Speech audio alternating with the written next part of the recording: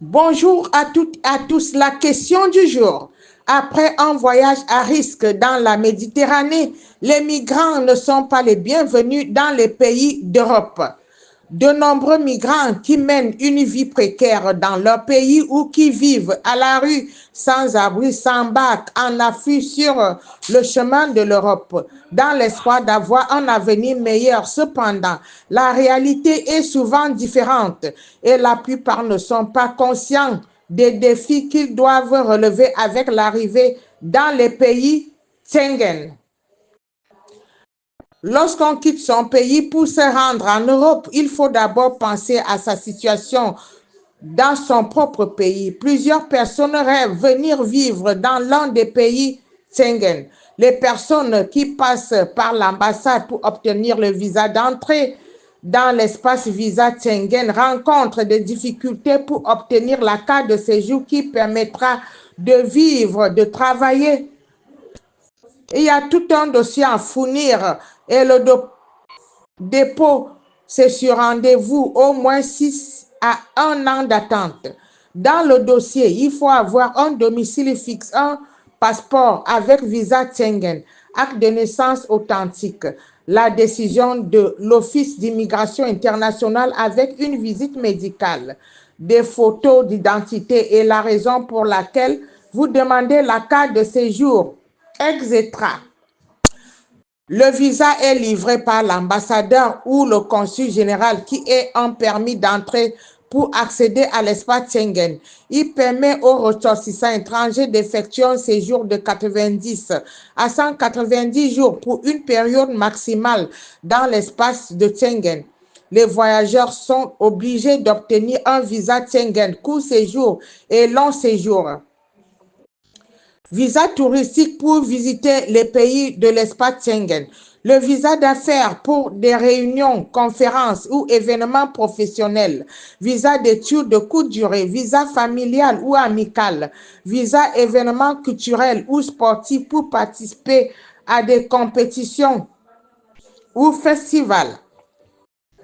Le visa long séjour nécessaire pour les ressortissants étrangers souhaitant rester dans l'espace Schengen pour plus de 90 à 190 jours. Il est requis pour des motifs suivants. Visa pour le travail dans l'espace Schengen. Visa étudiant pour poursuivre de longues études universitaires. Visa en rapport avec des recherches scientifiques, participation à des projets de recherche à long terme.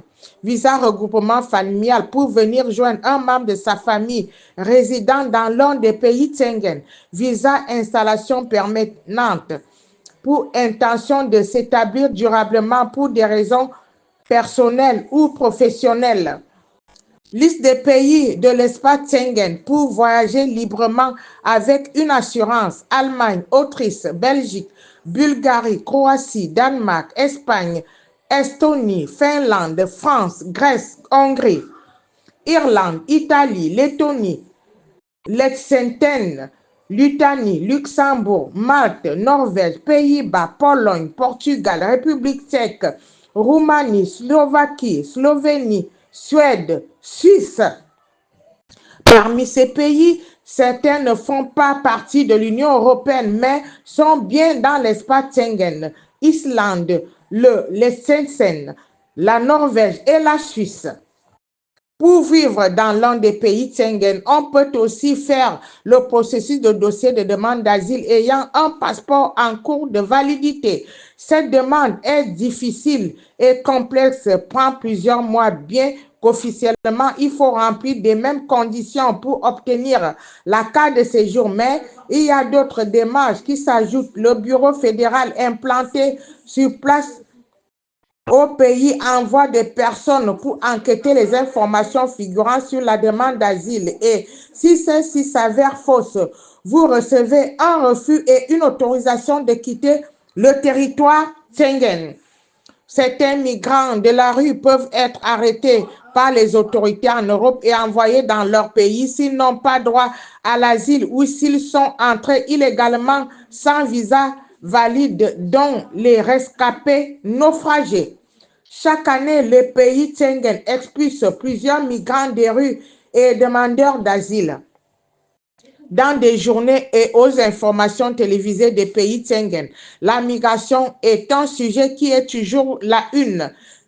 Mais même si elle fait des gros titres, le phénomène de migration a un grand impact et s'étend bien qu'au-delà à la rhétorique politique d'aujourd'hui. La migration vers les pays Schengen et les pays qui l'entourent existe depuis des décennies. En conséquence, le gouvernement et son équipe s'emploient pour augmenter l'afflux migratoire des jeunes adolescents désignés comme déscolarisation, exclus, stigmatisés, complètement rejetés, les enfants des rues. Les recherches portent sur toutes ces catégories de migrants dans les pays du Schengen. La façon dont cette différence dans le comportement démographique se traduit par l'augmentation du taux de chômage des jeunes par des données du développement économique. En résumé, la fondatrice montre et parle de l'expérience de la migration, bien qu'évidemment il s'agit là d'un échantillon des nombreux aperçus par le biais des recherches qui sont largement diffusées via un ensemble de présentations et d'exemples cités plus haut. Par ailleurs, afin que ces résultats soient communiqués au public plus vaste, non universitaire, les médias invitent des communautés d'Afrique de bien vouloir partager des informations liées aux facteurs d'intégration dans l'un des pays du Schengen. Ces informations résultent des métrages et aux dangers qui sont vénères à chaque migrant qui perd la vie